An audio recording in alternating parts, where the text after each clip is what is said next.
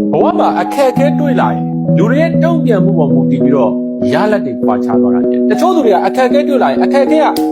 ဒီလိုတွန်းချလိုက်တော့ဟိုးအောက်ကိုဆုံးရှုံးပြုတ်သွားတယ်တချို့သူတွေကကြတော့အခက်အခဲတွေ့လာတဲ့အခါမှာအခက်အခဲကတွန်းတင်ပေးလိုက်တဲ့